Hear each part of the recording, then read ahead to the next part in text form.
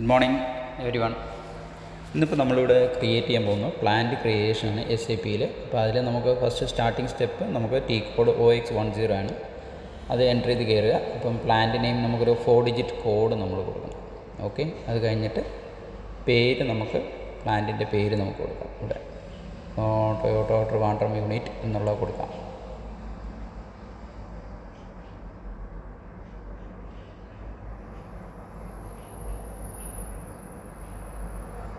അത് കഴിഞ്ഞിട്ട് ഒരു എൻ്റർ അടിക്കുക, എന്നിട്ട് സേവ് കൊടുക്കുക. ഇപ്പോൾ നെക്സ്റ്റ് പേജിലോട്ട് പോകും. അവിടെ നമ്മൾ ടൈറ്റിൽ നെയിം കമ്പനി പേര് നമുക്ക് ടൊയോട്ടോ ട്രിവാൻഡ്രം യൂണിറ്റ് കൊടുക്കുക.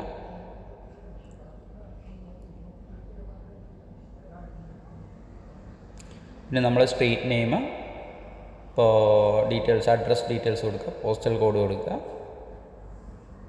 6 ഡിജിറ്റ് കോഡ് കൊടുക്കുക. കൺട്രി വന്നിട്ട് ഇന്ത്യയാണ്. പിന്നെ റീജിയൻ വന്നിട്ട് നമുക്കിപ്പോൾ എവിടെയാണ്, ഇപ്പോൾ ട്രിവാൻഡ്രം ആയതുകൊണ്ട് കേരളത്തിനുള്ളതുകൊണ്ട് അതിൻ്റെ കോഡാണ് നമ്മൾ സെലക്ട് ചെയ്യുന്നത്. 11 അതിൻ്റെ കോഡ് വരുന്നത്.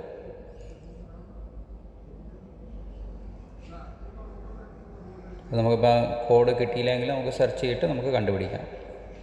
എന്നിട്ട് എക്സിക്യൂട്ട് എൻ്റർ അടിക്കുക, എക്സിക്യൂട്ട് കൊടുക്കുക.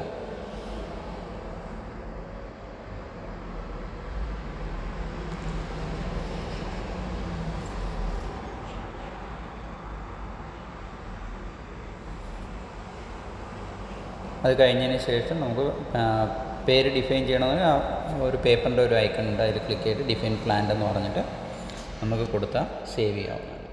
അങ്ങനെ ഇത്രയാണ്